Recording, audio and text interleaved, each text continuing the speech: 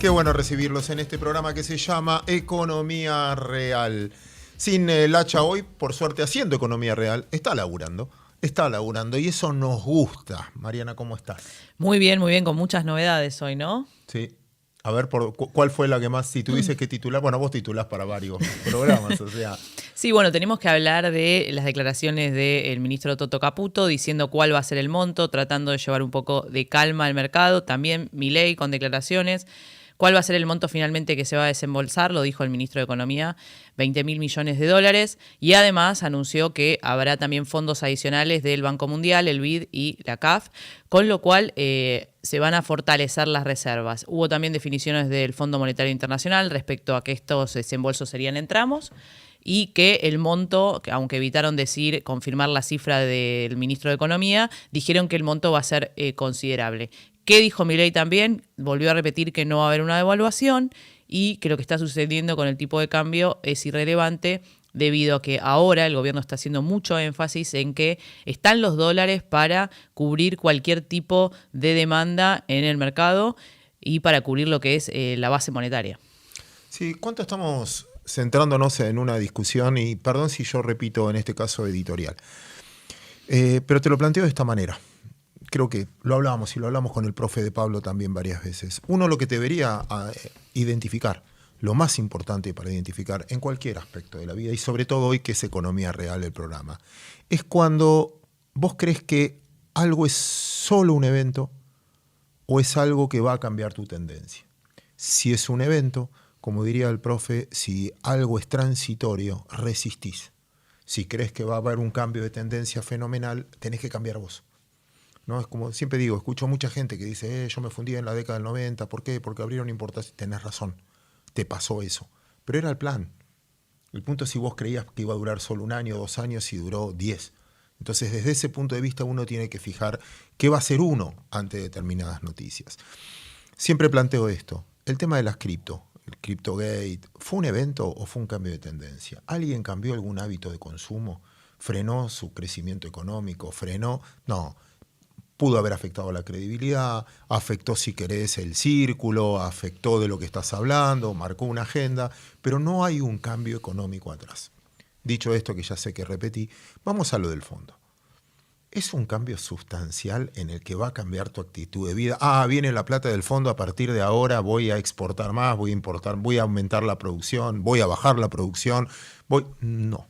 Es un tema que tiene que ver, creo que con el objetivo final y lo que más necesita a mi gusto el gobierno, más allá del acuerdo con el fondo. Les recuerdo, la deuda pública, porque es pública, porque cotiza en bolsa, la mayoría está en poder del público, a través de fondos comunes o de lo que fuera, pero es pública, no externa, son 470.000 palos, más o menos consolidada. Usted la puede ver transparentemente en la página del Ministerio de Economía donde sale la deuda argentina. 45.000 al fondo. Parte de la plata que te da el fondo es los desembolsos que hicimos los últimos tiempos. Que es, bueno, ¿te acordás que me devolviste? Toma, te devuelvo lo que me devolviste. ¿Qué es lo que pasa en la mayoría de los casos? Se llama roleo de la deuda. Yo pago solo los intereses, el capital se va roleando y a veces hasta me prestan el capital. Así es todos los países del mundo. No hay ningún país del mundo que pague cash. La deuda se va, en este caso, renovando. ¿Por qué Argentina no tiene crédito? Porque por soberbios, porque alguna vez aplaudimos el default, porque no nos quieren prestar, porque estamos en el veraz.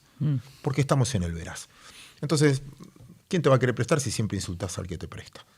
No, y hoy me decían también, bueno, ya es el acuerdo número 23 con el Fondo Monetario Internacional y como viéndolo de forma negativa, en otro lugar me lo mencionaban y yo decía, estamos con un prestamista de última instancia. Ahora es el que nos presta. Hoy en día, ¿por qué no podemos salir a los mercados internacionales? Porque todavía nuestro riesgo país es muy elevado, entonces estamos recurriendo al fondo para que nos preste y no tener que pagar, como vos bien decís, los vencimientos de capital que en ningún país del mundo se pagan. Si no es muy injusto para el contribuyente de hoy. ¿Por qué? O el jubilado de hoy. ¿Por qué tenemos que pagar cash toda esa deuda? Porque la paga la generación actual. Y quizás esa plata se va usando en el tiempo, si se hubiese usado bien. Mucha de esa plata desapareció, se robó, lo que fuera. Entonces, el punto es, la deuda, generalmente, y repito, son 470.000 palos que solo al fondo le debemos 10% de esa deuda. Lo importante es el resto. y que Argentina pueda acceder al mercado voluntario de deuda, que tenga un riesgo país por debajo de 500, 550 puntos para poder renovar la deuda y no tener que pagar, porque ahí no constituimos reservas. Argentina no puede constituir reservas, entre otras cosas, porque tiene que ir pagando la deuda, cupón de AL30, cupón de AL38, cuota del fondo. Entonces, tratar de llegar al mercado voluntario, ese es el puente que te estaría dando el fondo para que baje el riesgo país, porque consolidás reservas, porque el fondo te adelanta la plata que le tenés que pagar a ellos, con lo cual no sale de reservas después. Y además te limpia un poco el balance del Banco Central, lo explicamos varias veces esto, saca ese papelito de colores que decía letra intransferible, no es para intervenir el mercado de cambios. Bueno, desde ese punto, si Argentina logra bajar el riesgo país, no hace falta pagar deuda. Al no tener que pagar esa deuda, se engrosaría las reservas, que es uno de los motivos por los cuales la estamos perdiendo. Creo que esa va a ser la estrategia, tratar de llegar al mercado voluntario. Y punto, Argentina, ¿cuánto es el riesgo? Porque esta es una discusión. ¿Sabes qué? Voy a cambiar todo. ¿Sabes qué? Creo que el ruido del mercado de estos días tiene que ver más con la política que con la economía.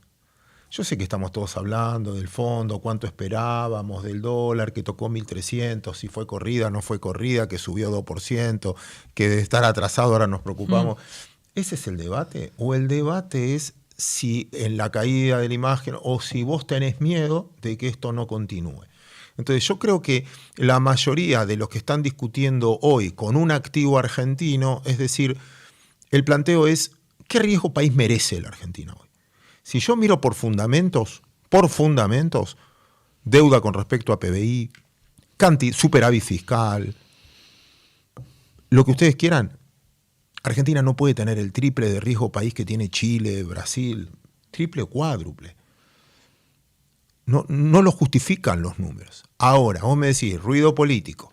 Mirá lo que se dice, mirá lo que se acusan, mirá la fragmentada que está la Argentina en un montón de aspectos. Y decís, bueno, pará, che, ¿estamos seguros que el argentino quiere cambiar? Otra vez, ¿estamos seguros que quiere cambiar o quiere volver a lo que tuvimos antes? Bueno, no lo sabemos, ni ustedes ni nosotros. Eso lo decide la sociedad. Bueno, desde ese punto, yo creo que hoy el ruido de los mercados pasa más por la incertidumbre política, cuando ves los armados de listas y demás, que por la incertidumbre económica del plan económico.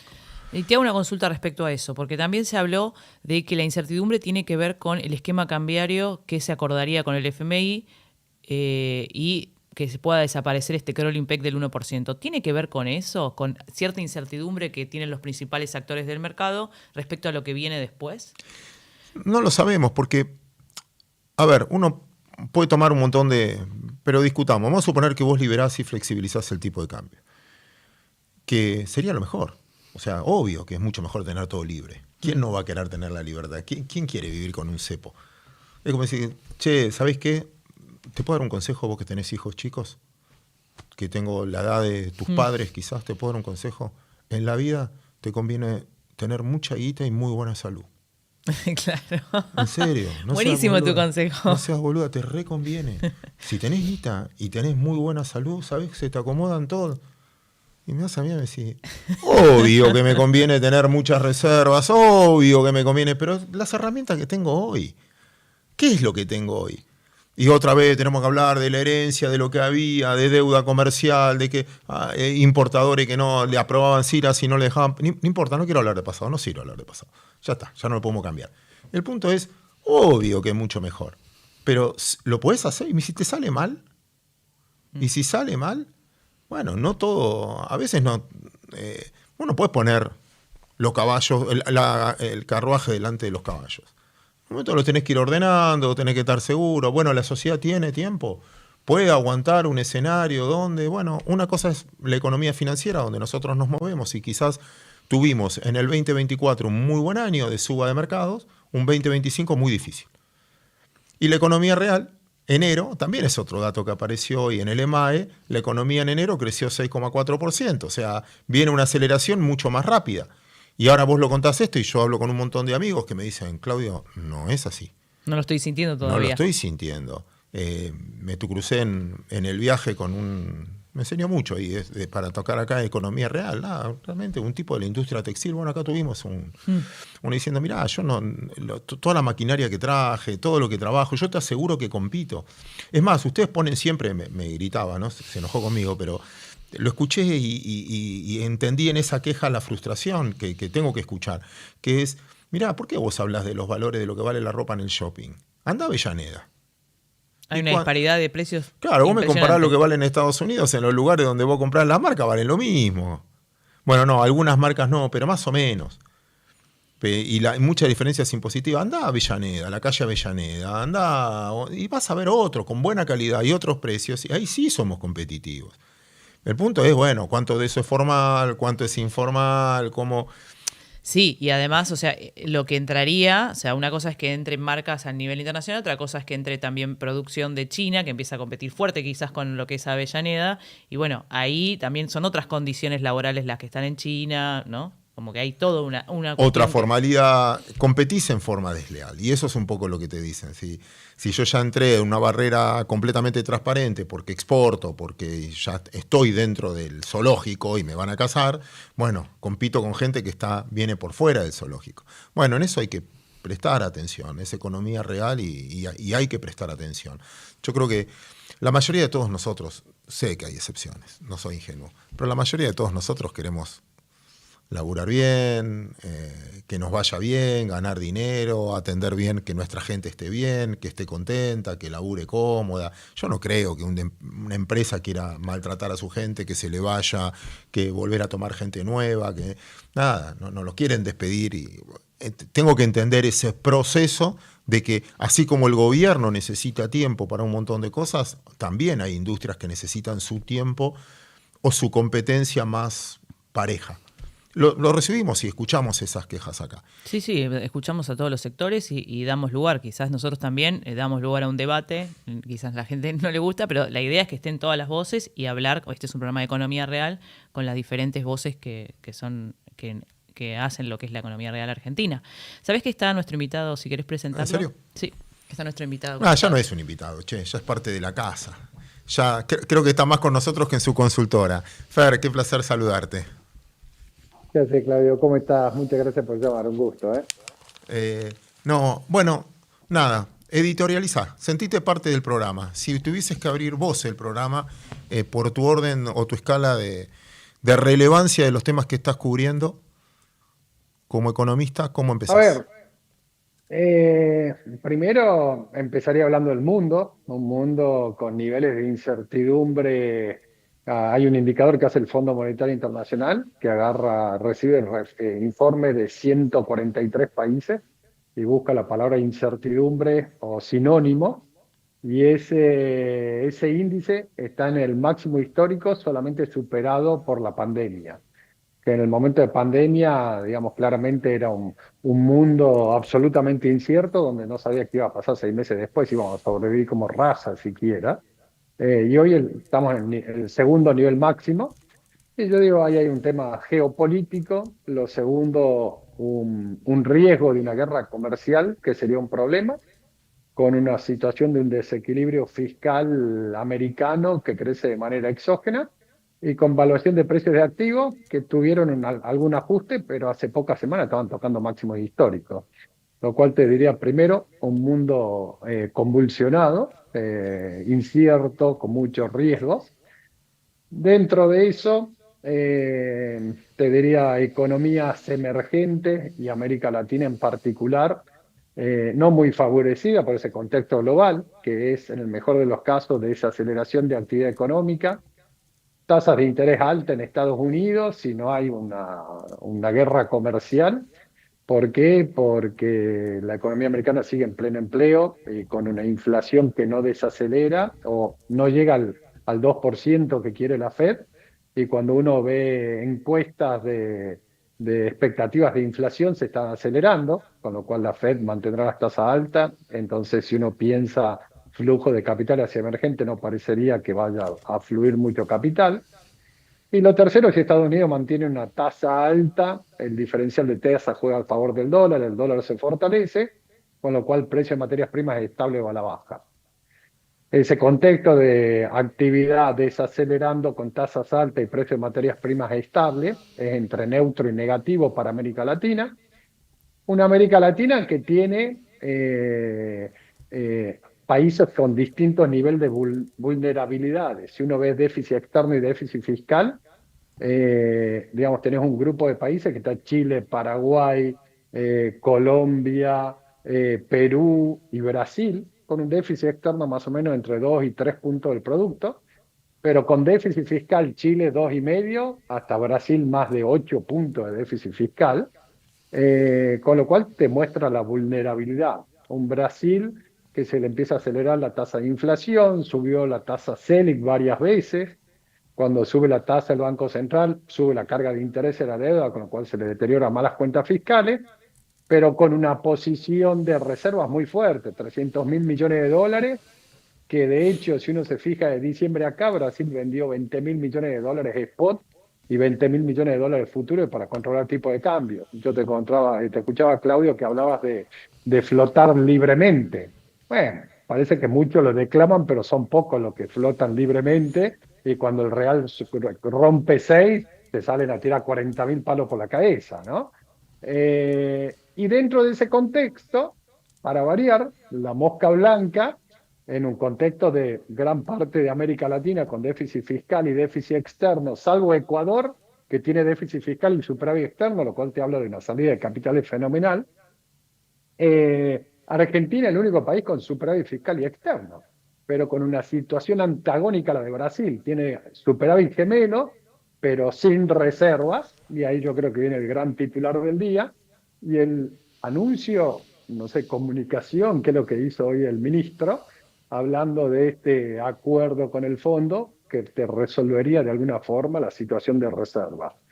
Que creo que si uno piensa las últimas semanas de Argentina, es un claro ejemplo de por qué uno cree que el tipo de cambio tiene que estar estable en Argentina. Porque cuando no sabes a dónde va el tipo de cambio, ¿qué hacemos? Los argentinos salimos a buscar resguardo, entonces te presiona el MEP, te presiona contado con liqui, la curva de futuro se te empieza a empinar. El importador empieza a dudar, vendo mercadería, ¿no? ¿A qué precio? Eso lo pagás con más inflación y menos actividad que el contrafáctico, que un contrafáctico de lo que sería la situación de la economía sin ese ruido, sin esa incertidumbre, digamos. Y con dos datos muy positivos, pues, y ahí termino mi editorial, perdón. Uno, en lo que dijiste, el EMAI creciendo 0,6, que el nivel de diciembre ya te dejaba por arrastre estadístico para este año 3,2 de crecimiento, con lo cual el 0,6 desestacionalizado de enero te deja 3,8 de crecimiento. Nosotros venimos hablando hace rato de que la economía puede crecer 5,7, y yo te diría, nos vamos a quedar corto con 5,7, porque ya tenés casi 4 puntos de arrastre de enero.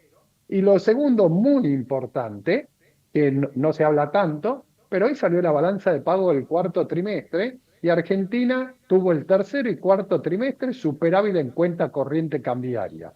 Y en la cuenta corriente de la balanza de pago. Y todo el mundo habla que el modelo es insostenible porque la cuenta corriente cambiaria es deficitaria hace 6 meses. Pero nadie está teniendo en cuenta que en la cuenta corriente cambiaria te están entrando operaciones financieras. ¿Qué operaciones financieras? El pago de deuda de importaciones del gobierno anterior.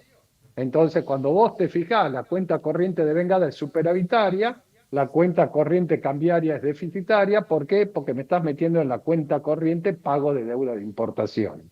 Con lo cual, esto que el modelo es insostenible por el déficit en la cuenta corriente cambiaria, digamos, por lo menos se están olvidando que dentro de la cuenta corriente están entrando operaciones financieras de cancelación de deuda. Muy, muy buen punto, y te quiero mezclar dos cosas. Gracias por tu editorial en este caso. Te quiero meter dos cosas.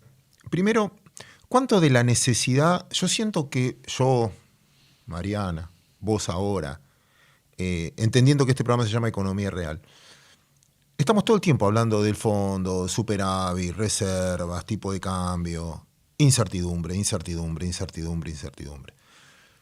Pero cuando me tocó viajar, y yo siento que la sociedad va por otro lado. De lo que nosotros hablamos a lo que el laburante del día a día percibe es otra cosa completamente distinta.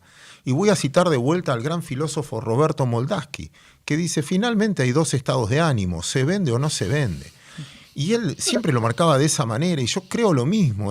Cuando vos hablás con la sensación de alguien, no sé, te repito, alguien que no la estaba pasando bien, que me decía, mirá, la verdad que pasa lo que pasa, yo no solo me cuesta fabricar, sino que si vendo, no sé si voy a cobrar porque el otro tampoco vende, mi cliente, el que me está comprando el tejido, por decir algo. Y por otro lado, ves en otro un montón de gente que me toca conocer que vende por aplicación y dice, che, la verdad que exploto, me está yendo bárbaro, y vos decís, no, pero no te enteraste de lo de... ¿Qué? No, es como que hay una vida que es completamente ajena, como un divorcio, ¿no? Y pasa lo mismo, lo noté en Estados Unidos, que una de las cosas yo hablaba de Trump, cómo puede ser que el tipo un día tuitea algo, otro día otra cosa, cómo viven con esta incertidumbre, cómo viven con... No, acá se labura, acá estamos, acá... ¿Se entiende a lo que voy? Como que la economía real está completamente divorciada de lo que hablamos nosotros todos los días o la agenda que queremos poner nosotros. Por eso yo quería marcar al principio la diferencia entre un evento y una tendencia. A ver, creo que hay varios temas. El primero, que como economistas muchas veces hablamos un lenguaje de la estratosfera, y creo que el ejercicio que tenemos que hacer, no es tu caso, digamos, pero uno tiene que hacer el ejercicio de bajar que la gente te entienda, primer cosa. La segunda cosa, que nosotros hablamos del riesgo país, los futuros de tipo de cambio y todo, y muchas veces la gente te pregunta, ¿y cómo me afecta eso a mí? Y yo creo que eso es bajar a la calle, que es, a ver, si logramos un acuerdo con el fondo, vienen reservas, eso de alguna forma logra anclar las expectativas de tipo de cambio, la inflación va a la baja, te vuelve a bajar el riesgo país, baja el costo del endeudamiento, eso permite inversiones, digamos, y al final del día eso te termina generando empleo y una serie de cosas. Entonces creo que falta la segunda parte del cuento para que la gente vea cómo se relaciona la estratosfera con la calle al final del día. Lo tercero, y creo que tu casuística está buenísima, yo también tiendo a usar esa casuística, que es qué percibe la gente. Y la verdad que en eso de qué percibe la gente, yo te diría, por lo menos la mía, ¿no? Mi casuística, hay dos extractos. El primero es el empresario que estabas mencionando vos, que el empresario que estabas mencionando vos es un tipo que te dice, no puede ser que el EMAI haya crecido 6% interanual. Y vos le decís, no, sí, ¿y qué sector? Y vos le empezamos a mostrar y decir, mirá, la verdad que todos los sectores en el margen están recuperando, algunos como construcción tuvieron un quiebre estructural, dado que se dejó de hacer obra pública, pero de esa caída se está recuperando en el margen y fuerte. Y cuando lo empecé a explicar, después de un ratito te dicen, sí, bueno, es cierto, puede ser. Y yo le digo, el problema tuyo no es actividad económica, el problema tuyo son tus márgenes. Y ahí es como que empezamos a hablar el mismo idioma. Es cierto, trabajo mucho pero gano poco. Entonces yo creo que lo que pasa con el empresario puntualmente, y es uno de los grandes desafíos que yo creo que tenemos como sociedad. Hace un año y medio todos decíamos hay que eliminar la inflación. Y ahora que eliminamos la inflación empezamos a darnos cuenta de lo que significa vivir sin inflación. Yo en las clases y en las charlas también pongo un PNL muy pavo, muy sencillito de una empresa que perdía plata, y le pongo una inflación que la traslado a precio de venta, la inflación esa, y los salarios, el primer mes no lo ajusto, el segundo tampoco, el tercero tampoco. Resulta que tenía una deuda a tasa fija, entonces te voy licuando salario, te voy licuando los intereses de la deuda, al proveedor le digo, vení la semana que viene, entonces licúo un poco el proveedor, y la empresa que perdía plata empieza a ganar plata. Y de golpe, si a eso le pongo que esa empresa pudo comprar dólares al tipo de cambio oficial o importar maquinaria al tipo de cambio oficial para venderlo con brecha, y el negocio es financiero. Entonces no importaba si vendía zapatillas, pullover, auto o camiseta de Boca, el negocio era financiero. Ahora, cuando te desaparece la inflación, el negocio deja de ser financiero y el negocio es productividad. Me encantaría destacar esta parte. me encantaría, perdón que te voy a interrumpir, pero me encantaría destacar esta parte. Pero por favor. Porque por eso yo decía al principio también que mucho de este debate, Mariana, te meto, es completamente político. ¿Por qué? Porque están todos diciendo, bueno, que esto es financiero. No, financiero era el modelo anterior.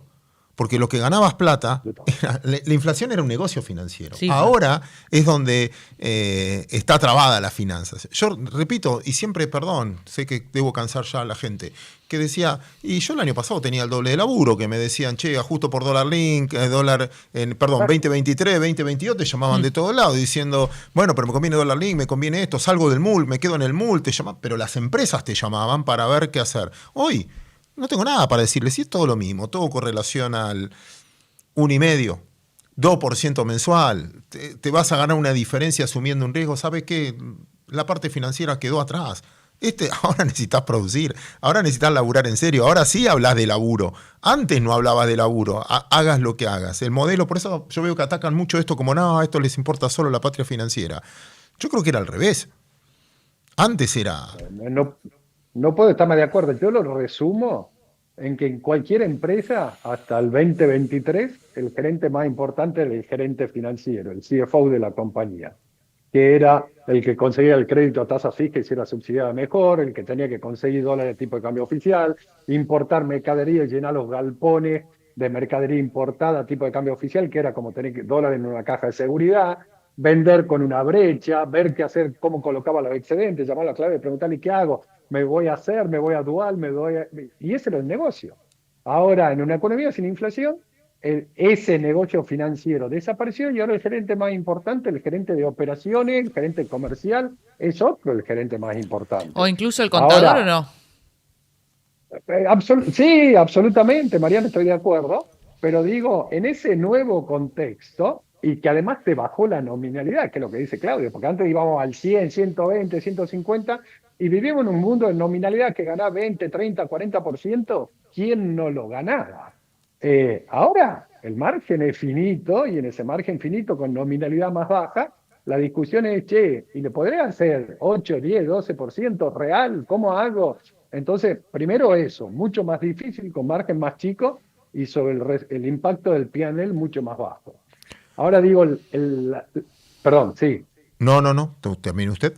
No, la segunda parte de la charla, yo digo, el empresario que tiene ese desafío, y vamos a ser, claro, hay sectores de la economía argentina que son competitivos y le va muy bien, hay sectores de la economía argentina que podrían ser competitivos pero tendrían que invertir, y hay sectores de la economía que no son competitivos, y ese es el gran desafío. Lo segundo, salgamos del empresariado y vamos al asalariado de alguna forma. Y la casuística, yo creo que el mejor ejemplo fue de un empresario pyme más pi que me. Y me decía, ¿sabe dónde veo yo la mejora? En que antes, el 15, 20 de mes, venían los empleados a pedirme adelanto. Y ahora de golpe los empleados dejaron de venir a pedirme adelanto. Entonces, ¿qué te está hablando eso? Bueno, yo creo que se te está hablando claramente del impacto que tiene la baja de la inflación.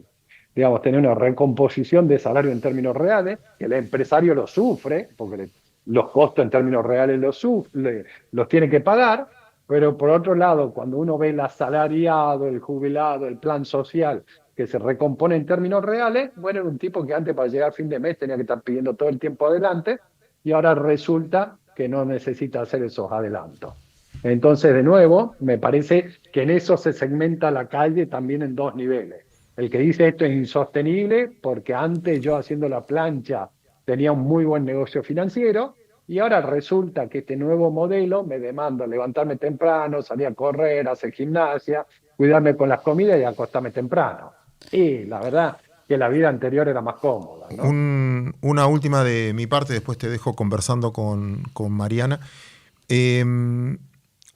Siempre te dedicaste en tu consultora, y te conozco históricamente, mucho a la economía real. Y asesoraste muchas empresas ligadas a la energía, a la minería, al campo. Mucho de campo, mucho trabajo de campo. Por eso respetamos, entre otras cosas, mucho tu opinión.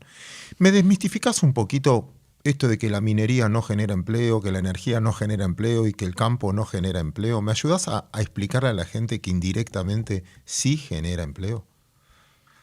A ver, está buenísimo el punto, porque en este sí Argentina va a un cambio de matriz productiva, como hay sectores que no son competitivos y otros que sí. La pregunta es, ¿cómo haces para que el que estaba en un sector no competitivo pase a un competitivo? Y generalmente te dicen, ¿cómo va a ser una persona que trabaja en el conurbano para convertirse en ingeniero en petróleo para ir a Vaca Muerta o especialista en cobre para ir a San Juan? Y en realidad hay mucho mito en el medio. A ver, claramente en la explotación primaria la demanda de mano de obra no es tan grande, pero lo que es importante son todas las actividades relacionadas, digamos, todos los impactos secundarios. El cálculo que hay es que en la explotación minera, entre 70 y 80% de lo que se extrae queda dentro de la economía donde se realiza la extracción. Y uno dice, ¿cómo puede ser? Y bueno, a ver, si uno va a Neuquén o va a San Juan o va a Salta, que litio, cobre y oil and gas, ¿qué hace falta? Hace falta de todo. Hacen falta rutas, hacen falta departamentos, hace falta restaurantes, hace falta darle de comer a la gente, hace falta entretenimiento, cine, escuelas, maestras, supermercados, hace falta de todo. Mira, en el 2017 con Ricardo nos metimos mucho a estudiar el tema vaca muerta, no para volvernos especialistas energéticos, sino por el miedo a una enfermedad holandesa. Y en ese momento, como el fracking funciona de una manera muy parecida a la minería, dijimos, estudiemos el país minero por excelencia. ¿Cuál es Canadá? Y estudiando los balances de las compañías mineras canadienses, descubrimos un dato que yo siempre le digo a mis auditorios, traten de adivinar en qué se gasta el 20% del CAPEX de la industria minera. Y el 20% del CAPEX de la industria minera, ¿en qué se va? En catering, en darle de comer a la gente. ¿Por qué? Porque te dicen, yo tengo un ejército de gente, generalmente en un desierto, que tengo que llegar con 4 comidas diarias calientes. Entonces, 20% de la inversión minera se va en darle de comer a la gente. Y eso claramente es un producto, te diría, ni siquiera argentino, regional, local. Y hay alguien que le tiene que cocinar, que tiene que llevar la verdura, que la tiene que transportar, la tiene que cocinar. Bueno, ese es un ejemplo. Ahora, ¿qué necesitas? Necesitas casa, necesitas ruta, necesitas departamento, necesitas de todo. Entonces, cuando te dicen, ¿cómo va a ser alguien del conurbano para volverse ingeniero en petróleo? Nadie quiere que se vuelva ingeniero en petróleo. ¿Qué necesitas? Que entre en la matriz ese, que entre en el hábitat ese. Ejemplo, hay cientos de ejemplos. Yo asesoraba una empresa, asesoro de logística, que era una empresa que transportaba limones de Tucumán al puerto de Rosario, y en un momento esa empresa dijo, es mucho más rentable llevar arena de Entre Ríos a Añelo que limones del puerto de Tucumán al puerto de Rosario. Y esos son los riesgos que tenéis la enfermedad holandesa, que de golpe el productor de limones tiene que empezar a competir con la empresa energética por la misma logística, por el mismo transporte. Entonces esos son los riesgos, pero eso también te muestra cómo no es algo puntual de Neuquén, sino es algo que empieza a tener impacto en todo el país, ¿no? Gracias por la explicación. Ahora la cámara va a enfocar a alguien mucho más bello que yo en este caso y mucho más inteligente que yo, que es Mariana, y siguen hablando ustedes. Yo saludo y nos reencontramos de mi parte el próximo lunes en Cuando mis hijos tengan vida. Fernando, aprovecho para preguntarte, se está hablando mucho de un consumo dual, ¿no? Porque vemos bienes durables, patentamiento de autos 0 kilómetro con cifras muy altas de crecimiento y sin embargo consumo masivo en supermercados, lo que miden las consultoras, todavía con bueno, el INDEC mostró una recuperación, sin embargo consultoras privadas todavía marcan que no está recuperando, sino que sigue cayendo. ¿Qué está pasando? ¿Hay una economía dual o qué es lo que vos estás viendo? A ver, el primer punto cuando uno trata de explicar la demanda de bienes durables es una muy buena noticia. ¿Cuál es la buena noticia? Que reapareció el crédito. Entonces, de golpe, el sistema financiero, que en Argentina históricamente, yo diría, funcionaba por cuenta y orden del Banco Central o del Tesoro, y que hacía, captaban depósitos para financiar déficits fiscales o para terminar el LELIX, LEVAX o lo que fuera el instrumento de esterilización del momento. ¿Para qué? Para tratar de sacar parte de los pesos que quedaban dando vuelta en la economía, consecuencia de la monetización del déficit fiscal. A partir de que el gobierno no tiene déficit fiscal, tenés un primer demandante de crédito que te desapareció, que es el Tesoro no necesita financiamiento neto, y el segundo, que era el Banco Central, que te colocaba instrumentos de esterilización, y como no hay una emisión primaria de pesos para financiar desequilibrios fiscales, tampoco coloca pasivos monetarios. Entonces, de golpe, los bancos tienen que empezar a trabajar de banco. ¿Y en eso qué se ve? Una expansión del crédito por arriba de la inflación en términos reales muy importante. El crédito que más creció, el crédito personal, después le sigue todo lo relacionado con prendario, donde ahí entran autos, motos, todo esto bienes durables, y después tiene una fuerte expansión también del crédito hipotecario, donde el crédito hipotecario en el momento máximo de los 90 eran casi 6 puntos del PBI, hoy es menos de medio punto del PBI, pero si uno se fija desde mitad del año pasado hasta ahora, creció 200% en términos reales. Eso para que tenga una idea, son 1.300 millones de dólares, que si los 1.300 millones de dólares lo dividís por un costo de la vivienda, no nueva, sino costo de vivienda de $1.000, estamos hablando de 1 millón de metros cuadrados. Si a eso le supones que el banco no te presta el 100%, sino te presta el 70%, bueno, de nuevo estás hablando de una cantidad, un impacto sobre el mercado inmobiliario muy importante. Entonces, creo que la demanda de bienes durables es una combinación de algo que hablamos recién con Claudio, que es la recuperación del salario real, que además con la baja de la inflación te bajan las tasas nominales, con lo cual te baja la cuota nominal de un crédito. Eso es lo que se llama el Affordability Index, que tenés, la cuota nominal te cae, te sube el salario, entonces hay más gente susceptible de recibir crédito. Ahora, ¿por qué se desacelera el consumo masivo? Claramente, no creo que nadie haya dejado de comer. Entonces, el primer impacto que tenés es lo que llaman el efecto alacena, que creo que se tiene que ir terminando, pero básicamente el efecto alacena que era en el 2023 el mejor negocio, uno de los grandes negocios, ¿cuál era? Acopiar bienes no perecederos. Y ahí entra aceite, shampoo, arroz, todo lo que no sea perecedero. Bueno, era una forma de mantener el poder de compra del dinero. Si yo me iba a dormir con peso en el bolsillo, me levantaba el otro día, me alcanzaba para mucho menos bienes. Ahora, ¿qué Y en hiciste? Bueno, febrero ¿qué también hacía? ocurría, porque había mucha inflación. Absolutamente, En febrero del 2024, digo. absolutamente. Entonces, ¿qué hacía? Acopiabas bien, era la forma de mantener el poder de compra de tu ingreso. Eh, el segundo, a ver, y también en la misma dirección, y algo que hablamos hace un rato con Claudio, hay que tener presente que, digamos, la economía hasta fin del 23, principio del 24, consecuencia de la inflación, funcionaba mucho acumulando stock.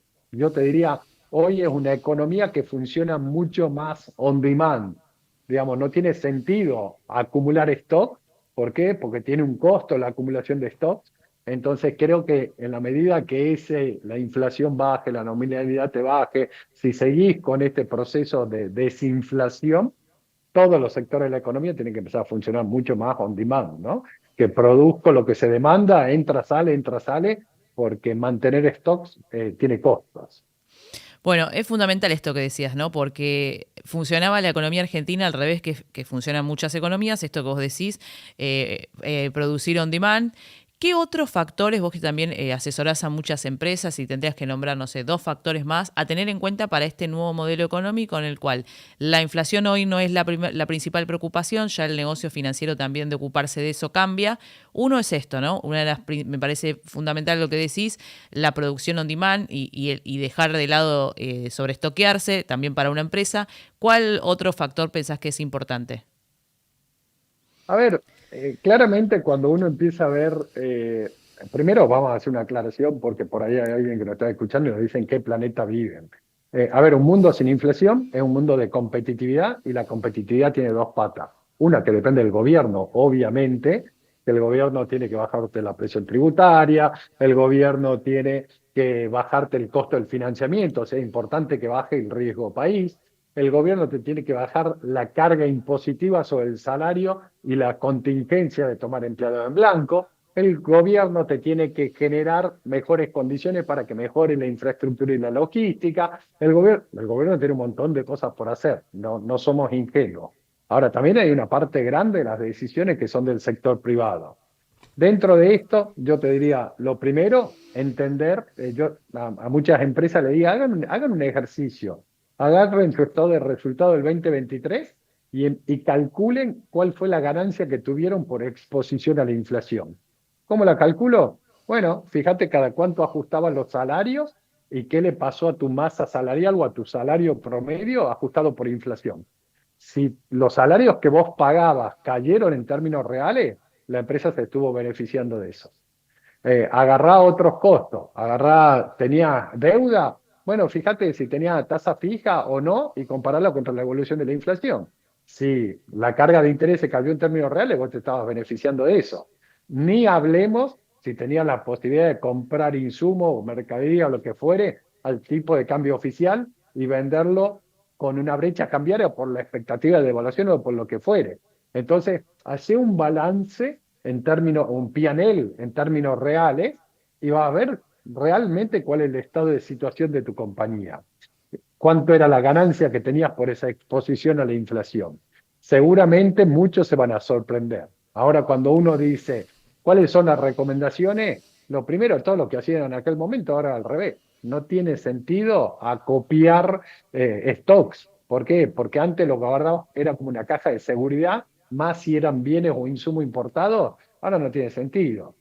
Lo segundo, está la cultura de tomar crédito y yo creo que queda la cultura de las nominalidades altas, donde tasas de interés del 30%, uno que dice, es un negocio, tomo tasa en pesos fija al 30%, hay que tener mucho cuidado cuál es la expectativa de inflación, porque si supongamos que el gobierno sigue con lo que anunció muchas veces, un crawling al 1% o incluso bajarlo al medio, y te fijas qué le pasa a la tasa de inflación, hacia fin de año podés tener niveles de inflación mensual anualizada cercanos al 15%.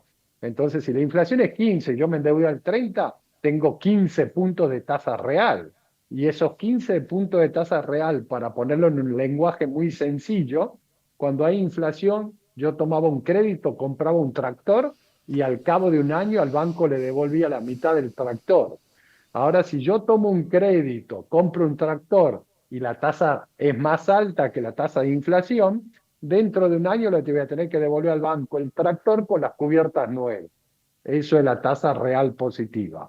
Entonces, venimos de una cultura financiera de tomar crédito y licuarlo, y era el gran negocio y me quedo con bienes. Ojo, porque hay tasas que hoy pueden parecer atractivas, pero si llegás a seguir con un crawling bajando y que la inflación acomode, te podés quedar con niveles de tasa de interés muy altos y que te cueste mucho, con nominalidad baja y con márgenes más chicos, repagar esos niveles de tasa de interés.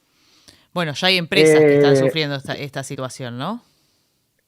Definitivamente, absolutamente. Uno dice, ¿cómo puede ser que tal empresa, o peor, la política del gobierno está haciendo que esta empresa tenga problemas? Y cuando uno entiende cuál era el negocio de la empresa, era un negocio financiero, que de golpe desapareció el negocio financiero, que antes que era, compraba insumo importado y te lo vendía financiado. ¿Por qué? Porque mi comprador conseguía un crédito a tasa subsidiada, entonces el negocio financiero cerraba por todos lados, y ahora resulta que de golpe yo compro el insumo importado, ya no le puedo poner la brecha del 100, 150% que le ponía antes, y ahora resulta que el que tiene que comprarme el insumo dice, no, pará, yo no te voy a comprar todo el insumo de una sola vez, sino te lo voy a ir comprando en la medida que lo necesite. Bueno, le generás un descalce a ese importador fenomenal. Entonces, de nuevo, yo creo que si el programa se consolida y esa consolidación del programa, seguir con una baja la tasa de inflación, demanda cambiar la mentalidad del argentino. Y ahí es clave un dato. A ver, desde el año 2002, Argentina viene con niveles de inflación más o menos altos, pero con niveles de inflación importantes. Llevamos 25 años de un modelo más o menos, ¿no? 20, 25 años de un modelo inflacionario. ¿Qué quiere decir eso? Que una persona que se haya recibido entre los 23 y 25 años, hoy tiene 50 años, y esa persona no vivió un contexto inflacionario, desinflacionario, sin inflación. Entonces, de nuevo, es un ejercicio importante que además demanda también recursos humanos de gente que entiende ese contexto, ¿no? Que, de nuevo, hay generaciones enteras que nunca vivieron sin inflación en Argentina y no entienden qué significa. Entonces, creo que es una demanda empresarial, de management, de capacitación de gente, de tratar de entender ese ejercicio. Y mencionaste también, como al pasar, pero me voy a meter sobre eso, vuelvo al comienzo del programa. Se habla mucho del esquema cambiario que se va a acordar con el FMI, de lo que viene después, de la incógnita que hay detrás de eso. ¿Vos qué escenario te imaginás? Dijiste que veías quizás que continúe el crawling peg. No sé si eso es el escenario que te imaginás o ves otro escenario en el mediano plazo. A ver, lo primero, hay mucha gente que sostiene que Argentina tiene una pérdida de competitividad y que la solución sería devaluar. Si uno agarra los últimos 70 años del mundo, el país que más devaluó en el mundo fue el Congo. El segundo atrás del Congo fue Argentina.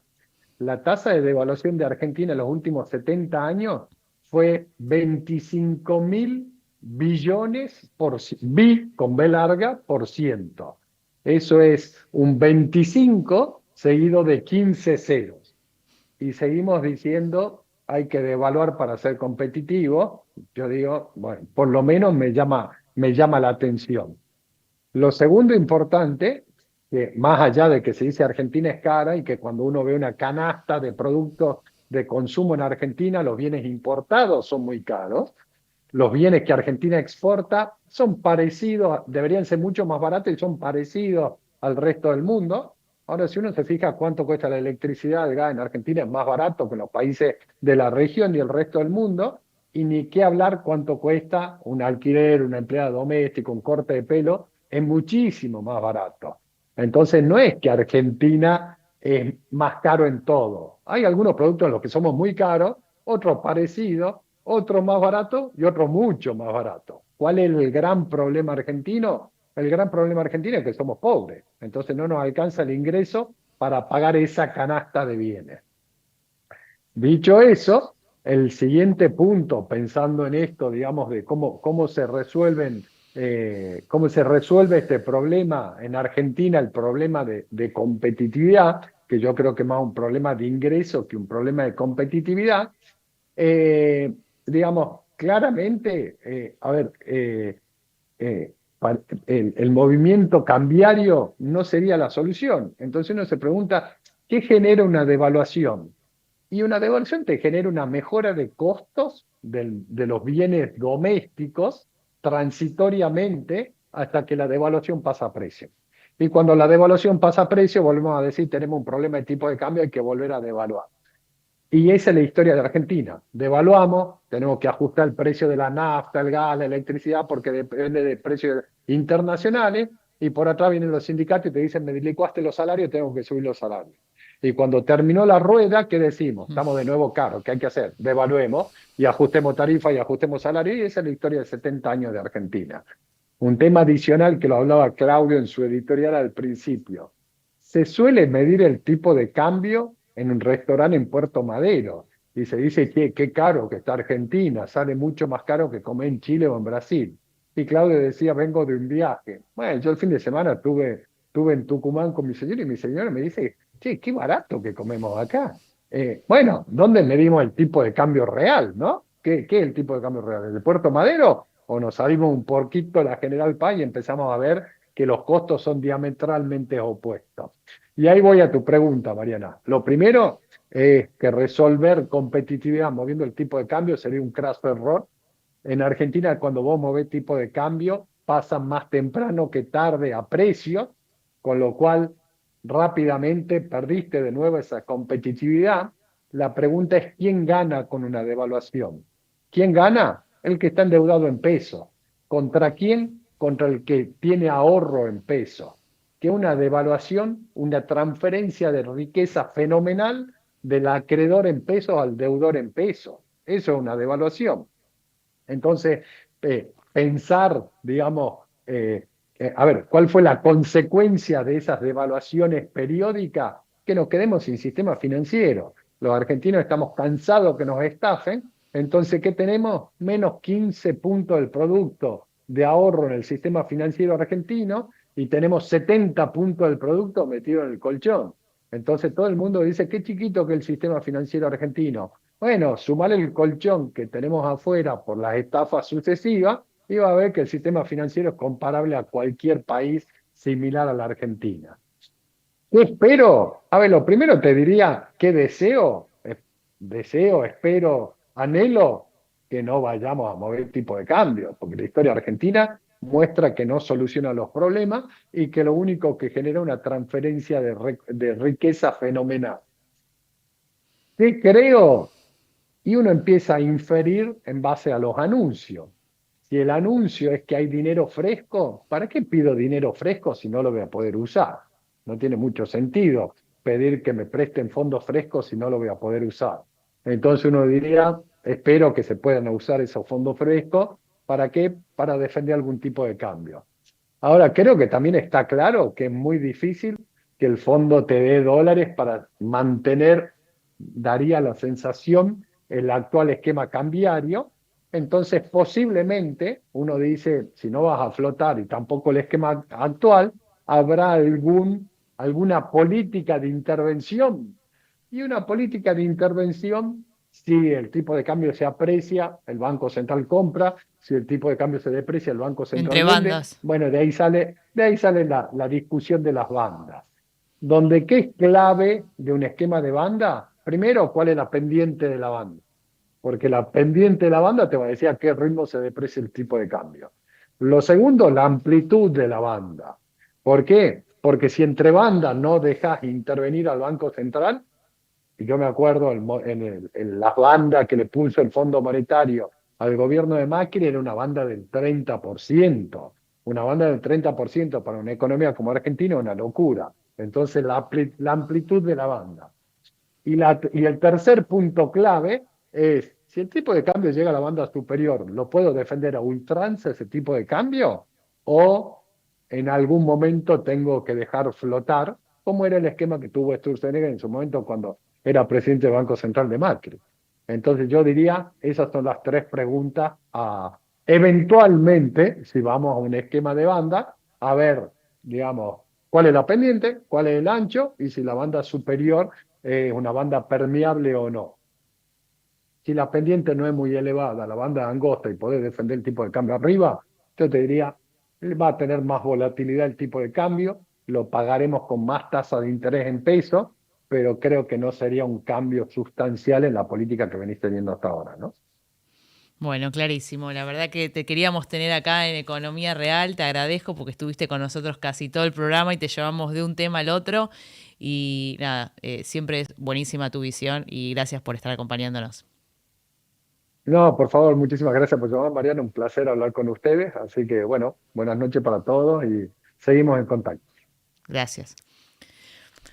Bueno, y llegó el momento casi del final del programa, pero no me voy a ir antes de dar un consejito. ¿Vuelve a la rutina y ya estás aburrido de hacer todos los días lo mismo? Con Telecentro, en marzo, el entretenimiento contraataca. Pedí ahora el Deco 4K con tecnología Android TV y decile chau a la rutina. Tenés todas las apps de series y películas, música, deportes en vivo, canales de streaming, juegos y todo lo que necesitas en tu tele de siempre, para que marzo sea el mes más divertido del año.